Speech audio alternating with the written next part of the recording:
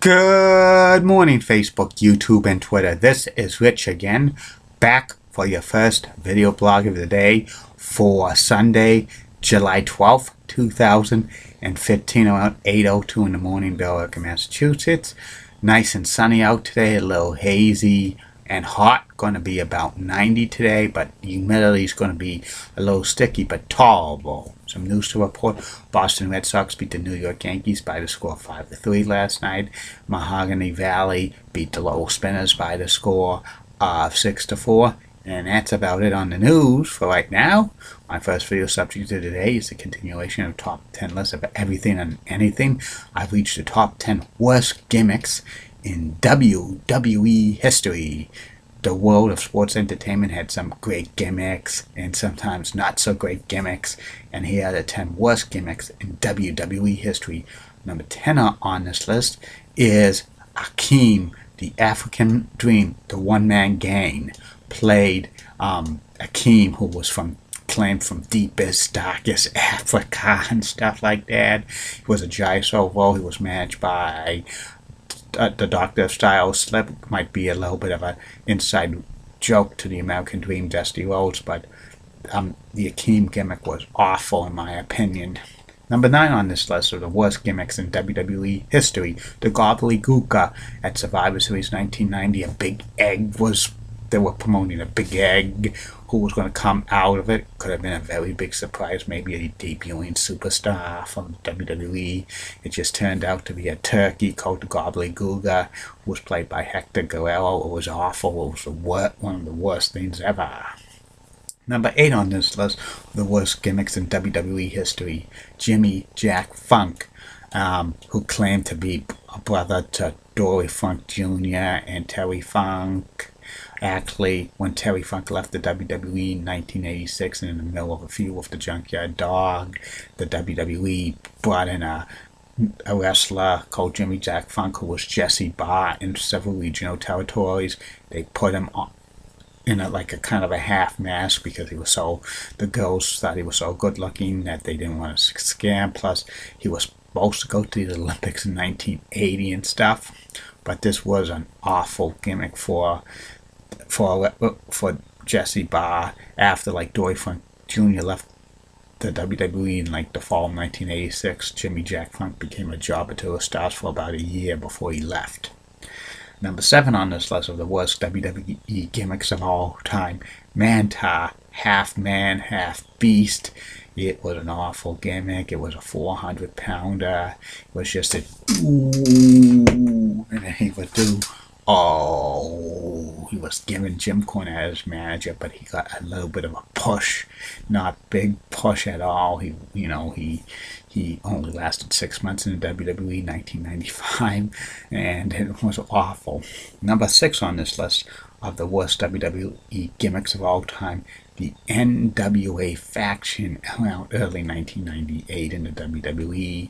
Jim Cornette became manager of this faction. It had Jeff Jarrett as the NWA North American champion. They had the Rock and Roll Express, Ricky Morton and Robert Gibson.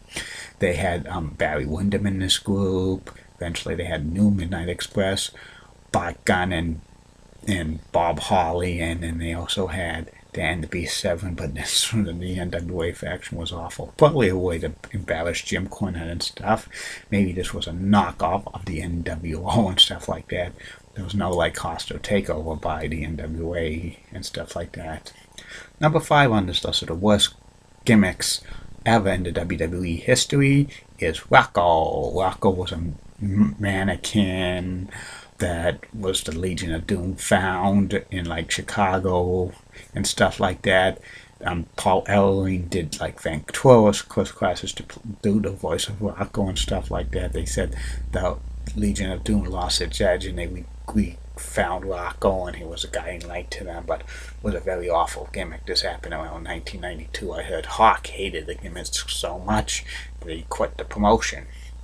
Number 4 on this list of the worst WWE gimmicks of all time, the fake Undertaker.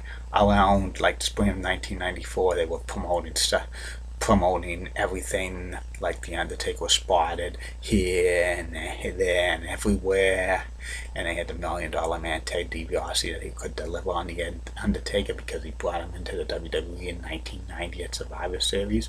And then on Heartbreak Hotel, the $1 Million Man delivered the Undertaker, but this Undertaker looked kind of smaller than the real Undertaker, Mark Calloway.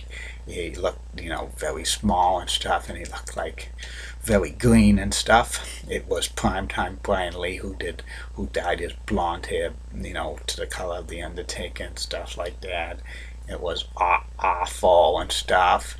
But the real Undertaker, Mark Calloway, came back, and SummerSlam 1994, the main event was Undertaker versus Undertaker. They had like Leslie Nielsen try to find a real Undertaker and stuff, goofy gimmick. But the fake Undertaker got like tombstone 3 times, but the real Undertaker 1, 2, 3, put him in the casket, never be hit again. That was one of the worst, gimmicks ever. Number 3 on this list of the worst gimmicks in WWE history, Santa Claus, who Santa Claus attacked Savio Vega at In Your House 5 in December 1995, and the $1 Million Man Ted DiBiase bought Santa Claus. He only wrestled 1 or 2 matches and disappeared. And actually, Santa Claus was replaced by Balls Mahoney of ECW fame. Number 2 on this list of the worst gimmicks in WWE history, the new Razor Ramon and the new Diesel. And this was very, very, one of the lowest parts of the Monday Night War when Jim Ross announced these two, when Jim Ross did like ill-fated heel turn, blasting Vince McMahon one of the first times. Vince McMahon was acknowledged as owner on WWE TV, and then Jim Ross thought he was going to bring Razor Ramon and Diesel back to the WWE, but these two wrestlers were the fake versions. Razor Ramon was played by Rick Bolger, who was like a journeyman wrestler, and then the new Diesel was played by Glenn Jacobs, who became Kane. But this gimmick was so awful. The new Razor Ramon and new Diesel only lasted a couple of months before they were gone. And number 1 on this list of the worst WWE gimmicks of all time, the Red Rooster, played by Terry Taylor. In 1988, Terry Taylor came to the world of sports entertainment, WWE. He had about an 8-year career up to that point in several regional territories, including Mid-South, UWF, Jim Crockett Promotions, and World Class. He was a decent worker and stuff like that. In 1987, he turned heel, and he looked like he was getting to be a great heel. A very big talk that he was eventually going to be an NWA World Champion one of those days. But when he got into WWE, he first wrestled as Terry Taylor. Then he got managed by Bobby the Brain Heenan, who called him the Red Rooster. And Heenan and Red Rooster didn't get along after the Red Rooster lost a match to Tito Santana, of all people, on Saturday Night's Main Event in 1989. Tito wasn't getting pushed, but Tito had the upset, and Bobby the Brain Heenan fired the Red Rooster from the Heenan family. And then this is when, afterwards, the Red Rooster does cock-a-doodle-doo, and he has a kind of a Red Rooster streak on his head and stuff like that. It was awful. This killed Terry Taylor's career as a legitimate wrestler and stuff like that. He played the Red Rooster for about a year. It was an awful, awful gimmick. Probably the worst in WWE history because it killed his career. And Terry Taylor eventually left WWE to wrestle for WCW, but he wasn't posed as a serious threat to any WCW major titles. He eventually went gimmick routes there with the Terrence Taylor, the computerized man of the 1990s, and Taylor Made Man, which was kind of a rip-off of Ted DiBiase. He would bounce back and forth to WWE, WCW, and various roles as wrestler, backstage into commentator, creative team, and segment. The Red Rooster worst gimmick in WWE history because it was awful for Terry Taylor. Rumor had it when Terry Taylor came into the WWE, he was given a choice of the Mr. Perfect gimmick or the Red Rooster gimmick. Same thing as Kurt Hennig, but I don't know if Terry Taylor would have been a good Mr. Perfect. And that's about it on the news. I mean, on this video blog.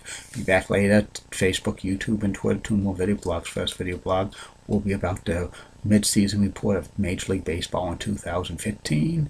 The third and final video blog of the night will be about the late, great Marsha Wallace actress, voice actress, and match game regular. Have a good day, Facebook, YouTube, and Twitter. Keep calm, and I'm a Julie Button guy. And get out, as Sean Lucha would